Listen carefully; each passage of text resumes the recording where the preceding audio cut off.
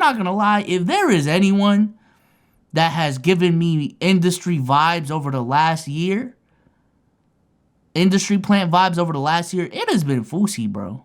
It has been Fousey. Because I don't know if y'all remember, bro. The timeline for Fousey, for me, was, bro was a YouTube megastar. Had those collabs and tours with Roman Atwood. Was in Tyler Perry movies. He likes to say that a lot. Has fucking 10 million subscribers on YouTube. This, that, and the third. And then July 16th happened, or whatever the fuck happened in 2018. And he just, you know, he said he was going to host this concert. Drake was going to pull up. It was a whole fucking mess. I remember that saga. That shit was crazy. He was pulling up the No Jumper. But then after that, just laid low like crazy. I saw him a couple times trying to get into creator boxing, but for the most part, bro was laying low and was really on a fucking downhill trend in terms of clout, in terms of being a content creator. But in the last 4 months, this dude has blown the fuck up once again. Has blown the fuck up once again off of IRL live streaming. At first on Twitch, but now he does it on Kick. And we're talking about numbers that are... Like, I tuned into a stream one time, bro was pulling 20K. I tuned into one of his Kick streams, bro was pulling 40, 50K. I'm gonna keep it a buck. Those numbers, I associate with the Kai Cenats of the world, with the Bruce, with the Rages, with the XQCs, with the Jinxes of the world. But Fousey getting those numbers in this short amount of time is insane. Now, the main driver of it has been his subathon. He's been doing like a 24-hour subathon on Twitch. It started on Twitch. And then it moved over to Kick once he got banned on Twitch for various reasons. But, yo, bro, the clips that have been coming out of this streams have been insanely, at the very least, entertaining. We can have all these arguments about, you know, them being problematic, which a lot of them are, I'm gonna be honest, but they're entertaining and they get a lot of fucking traction. And his growth has just been crazy. In my opinion, Fousey has been, he's been the catalyst of popularizing IRL streaming over the last 2 to 3 months. I don't know if you've been seeing, but you've been seeing a lot of streamers do IRL streams now. Like a lot of them do IRL streams. And there, in my opinion, there's still a difference between Kai and them streaming around the house and following each other around the house and doing all that shit, and what Fousey is doing, which essentially is like vlogging his life 24/7 in a live stream fashion. Shit is crazy. But nevertheless, Papa Me put out this video of the never-ending cycle of Fousey. It's 11 minutes long. I want to see what he has to say about this, though. And shout out to the 90 in the building. You know what I'm saying? This is where the basketball talks kind of dwindled down. We might still react to some basketball shit in the, after this, but... Like, this shit was crazy. I remember that. I remember that. Greetings, YouTube. You don't know me, I don't know me, he doesn't know me, she doesn't know me, but trust me, you will know me.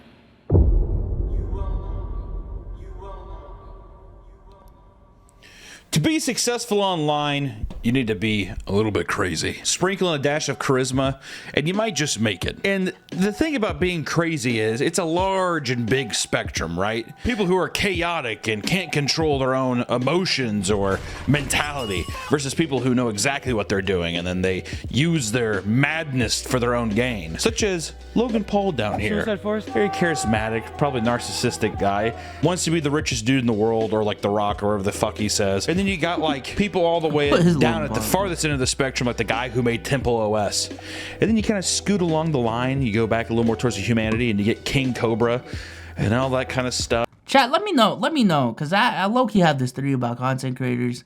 Can you be an extremely successful content creator? We're talking about millions of subscribers, that type of scale, without being extreme. Can you be that level of creator without being extreme in some regard? I think the closest content creator that I can think of that was never really extreme but blew the fuck up was like Marquez Brownlee type shit. You know what I'm saying? A lot of those tech dudes might be an exception. But like Marquez Brownlee, I've never taken him as an extreme creator.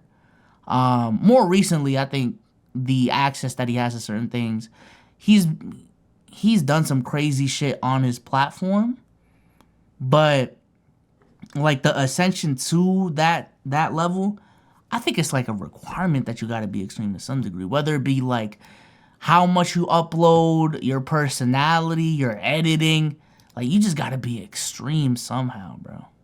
Even Casey Neistat, I would even, personality-wise, Casey Neistat wasn't extreme. But I think the idea of daily vlogging and making a Zoovie every single day, that is extreme. How he pulled that shit off is extreme. Even like if you really watch those vlogs and think about how he filmed that shit as a solo vlogger, that shit is extreme. Casey Neistat is an extreme content creator, so I don't think he's an example, to be honest with you.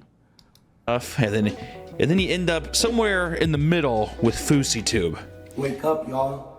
Wake up. And FouseyTube is interesting because since I heard about him back in like 2015, that motherfucker sprints from one end and back all the time. He can't control whether he's shaping his career or the highs of his own success drive him down into a spiraling typhoon of manic episodes and, you know, new age free thinking and all kinds of shit. It's the funny thing about Fousey to me is, I swear to God, every single time he tries to come back, he always has this mentality of, yo, I've changed. I'm very self-aware now. You know what I'm saying? Like, I'm grounded. You know what I'm saying? All this, that, and the third. But then literally 5 seconds later, he's doing some extreme shit that just voids all of the things that he said. Like, every time I hear Fousey, it's always, you know, I'm a changed man. You know what I'm saying? I know I did that crazy shit, but I learned from it. You know what I'm saying? But then again, 5 seconds later, he's like jumping off a bridge or some shit. Like, what the fuck? It's pretty wild. But today, I just want to talk about FouseyTube because I think there's an interesting message to learn from all this. And I think with some of the recent events that have been going on, I think it'd be interesting to talk about, because if you haven't known, for the last 6 weeks, FouseyTube has been streaming successfully. Massive success. He was on the H3 podcast, got a huge boost from that, and now he's been living high up in the clouds of streaming, you know, getting to meet with the Island Boys. Jack Doherty, I don't know who that is. It's like a millionaire. It's like he looks like he's 8 and he owns a mansion in LA. That's how you know the world's fair. Aiden Ross, Sneeko, and all kinds of people. It's been a kind of a crazy return, but immediately he saw it's been a downfall since then. I've been seeing some thumbnails pop up of, you know, the cataclysmic failure of his rise. And if you don't know who FouseyTube is, he was a prankster back in like 2013, and then it was like a big crazy thing when people found out, wait, what? The people he's pranking are actors?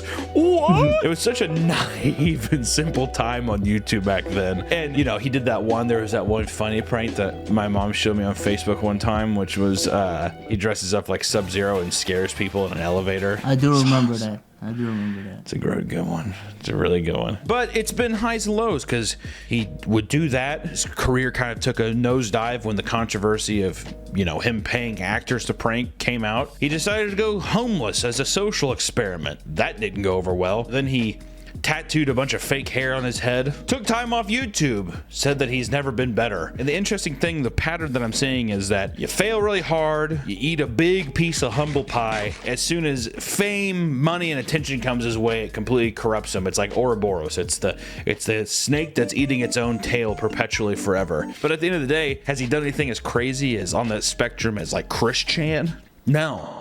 Or the Temple OS guy, you know? Do I think he's as insane as him? Absolutely not. And with FouseyTube, I think there's any way that the internet can reciprocate love or hatred in a way that doesn't always end up in the circle of big, massive amounts of attention leading into money back down to huge pitfalls. Which some of the things, like I said, he got started with the last 6 weeks.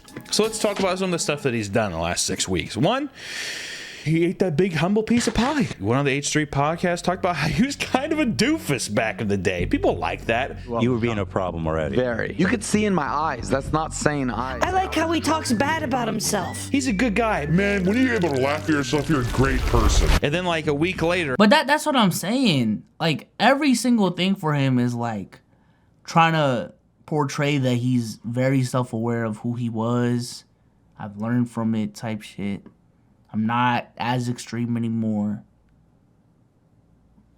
But it feels like he never changed. You know what I'm saying? He meets a woman in the airport and he's having a fun time in there, and then you find out that the woman was sex trafficked, and then he ends up coming back and saying that he had sex with the woman in the bathroom. So I got sold into the sex trade. You got sold in the sex trade? I actually care about this shit because I'm like an advocate for like against sex trading and all that shit. I'm shameful to the girls who I like did stuff with that were like sex trafficked. I just joined the Mile High Club. See, that's what I'm saying, bro. Like, come on, dude. I just joined the Mile High Club in the airport. And I lost one of my headphones, so we're good at the end of the day. Now, personally, in a week's time, that's a big step. That's a big step to where I'm like, I bet the humble thing is kind of a bit of a calculated response, knowing that people know what you want to hear to get ahead. Am I being kind of pessimistic? Absolutely. But when you see it time and time again from a person, it's just like, it's so obvious. He's in his car getting picked up from the airport. There's a part where like this girl he's with she's like gonna puke and shit or something like that, she says in the car, and he left that in. I thought that was kind of weird. What are you doing? I'm sorry, I'm going to throw up. I need to pee. Can I just run in here really quick? Okay. But he basically addresses how he was a sex addict at some time, yada, yada, yada. He takes accountability, eats another piece of humble pie. Skip like another week. Here he is in the mansion with the Island Boys, and he's walking down a freeway. It's like, and he's talking, he's boasting about how successful and popular he is. He's already failed once. I can't keep possibly failing. And then it does time and time again. Like I said, he met up with Jack Doherty, this fucking like, looks like he's like 8. He's a young guy. He's a young rich guy in LA, owns a mansion. Fousey like slaps him. He's like berating him in this kid's house. My cock is 9 inches deep through your skull. A lot of weird shit, like fuck? really petty, stupid stuff. Yo. And it doesn't fall on me that this is all for clicks and attention, and he's boosting things up. Like, it's all exaggerated. It's all like fabricated to keep them viewers up, baby. You gotta get them subs. You gotta get them donos, dude. You gotta appease that kick contract. I get it. You can see this episode spiraling. I mean, like, he ends up doing a 24-hour stream for the next month, which even I think Sneeko and some of his other buddies were like, that's a really bad idea. And I think he lasted 2 days before he had A 24-hour stream for a month is crazy. I'm not gonna lie. I thought it was crazy when Kai did it, bro. That just, I don't know. It may be, again, this is just where I came from, you know, growing up in this YouTube game, bro.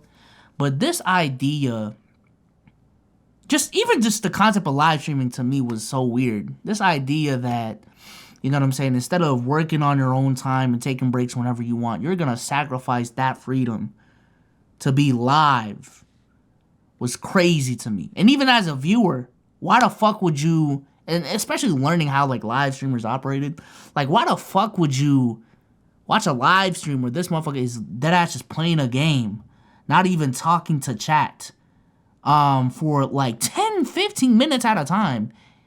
Why would you watch that instead of just watching a YouTube video where the dude spent time thinking about angles, editing, color correction, and all that shit? But yeah, the idea of taking that to another level and just giving up all kinds of privacy for 30 days, even not even 30, like 24 hours. The idea of a 24-hour stream, bro, it seems crazy to me. I don't know if that's just me, chat, but for 24 hours, you're going to be live online? Everything that you do, live online? And you're trying to entertain folks? I don't know. Maybe it's also because I just honestly, in general, live a boring fucking life. If I stream for 30 days, it's going to get hella boring. I'm not going to lie. It's a lot of eat, sleep, go on my computer, watch YouTube videos, go on this podcast, you know what I'm saying, do this recording, take out my dog so he can take a shit, get groceries, watch a movie, watch a show here and there. That is my life, bruh. Like, the idea of a 24-hour subathon of that, and that be entertaining the motherfuckers is crazy to me. I don't know, man. Had a manic episode. And then he had that mental that he stood on top of that car and there was a mob of people around him and he was just screaming at him. I wanted to kill myself because of all the attention you gave me. Complete and total mental breakdown. And then after that, he takes a year off from the internet. Everything in his life is good. I'm a better person. And, you know, his events with the mansion thing, him on the highway, him streaming left and right, ended up resulting in him sitting in a hotel room, faking a hostage situation, talking to like this weird stalker on the phone, talking about how they're both gonna like meet up and kill each other because that's cool, getting dragged off. And now we're at this current moment where guy's probably in a psych ward, has mental evaluations. And if I had to guess, if I had to be a oracle or a fortune teller, I'm gonna assume he comes back and says, I mean, I don't really know what I was doing. Honestly, I need to like be better about what I'm doing with my life. I gotta like check myself more. That's not the Fousey that I want people to know. That's not me. I could see in my eyes. That's not saying eyes. Like, I was drunk. A couple little things coming from the perspective of another YouTuber, another hit viral YouTuber like myself.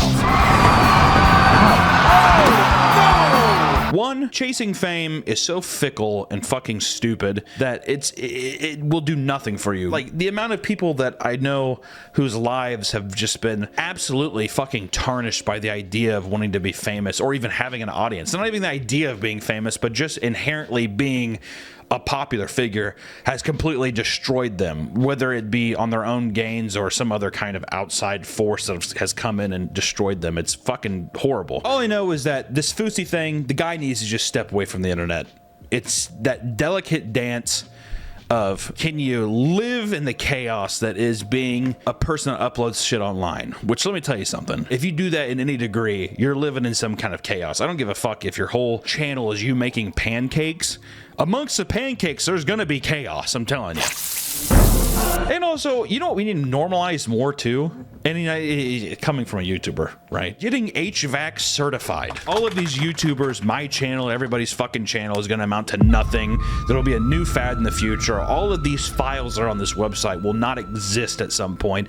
No one will know who the fuck we are, and that's okay. Maybe just get HVAC certified. Maybe become an electrician, be a general contractor, have something that's useful. Everybody needs to stay cool, okay? My ass crack always down. You know what's crazy? I was literally about to think, I was literally just about to say that. I think what's happening with Fousey is a lot of reality for a lot of content creators, bro. What happens when you fall off, bro? What happens when that pivot does not work? You know what I'm saying? Fousey has, I've seen a clip of Fousey saying, like, before he started live streaming, like, bro was broke. You know what I'm saying? Despite all the money that he made, like, bro was fucking broke.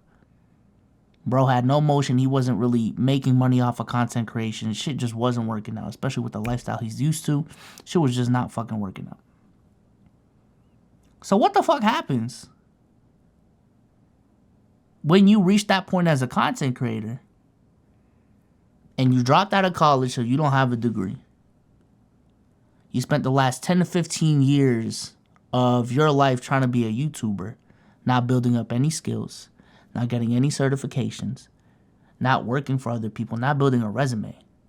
And all you got to show for is your YouTube channel that is now dead and got no motion, no traction. What the fuck do you do when you get to that point? What the fuck do you do when for the last 10 to 15 years you are used to this celebrity lifestyle? There's a lot of ego involved in this as well. Do you have enough, or a lack of ego? I don't know if that's the right term. Do you have a lack of ego enough to say, yo, I'm going to get a regular 9-to-5 job, and that's fine? Or is your ego going to take over and say, hey, I am built to be a celebrity. I am built to be a content creator, and I am going to make this shit work as much as fucking possible till I die. Get rich or die trying type shit. And a lot of content creators, they get to a point, again, they are just so used to this being their lifestyle that they will do anything and everything to keep this lifestyle alive, instead of just choking it up and saying, okay, this was a phase in my life. It did its job. It did its part. But now it's time to go back to, I wouldn't even say go back to reality, but now it's just time to pivot. Now it's time to pivot. Now, you know, I can do something that I don't have to be in front of the camera for. I can become a software engineer, become an electrician, and live a good life. It's not going to be lavish, but it's gonna be enough to provide for my family, provide for myself, and retire on something good. You know what I'm saying? So, for me, that's something I'm always consistently thinking about. Is I think I'm in this middle ground where I make a decent amount of money. But it's also not enough to just retire on and go crazy for. You know what I'm saying? I'm still not at a point. I do think I have the potential, but I'm still not at a point where I got fuck you money. But I do have the potential, in my opinion, to reach a level of fuck you money. You know what I'm saying? But what happens if I don't? What happens if I never get there? Is this, what I'm doing right now, gonna be sustainable until I retire? I don't fucking know. I don't know, chat. I don't know. If I don't make $1 million, if I don't make $2 million in the next 3 to 5 years, is this, let's just say hypothetically, $50,000 I'm making every single year, is there enough audience? Can I make enough content to make $50,000 a year of content creation over the next 40 years, knowing the logistics of audiences and all this shit? It's scary. It's scary. And I know that might come from an entitled point of view because, hey, what the fuck? What is scary about this? You ain't even working for real. But I'm telling you right now, as a person within this seat, as a person within these shoes, it's scary. I ain't gonna lie. Shit is scary, man.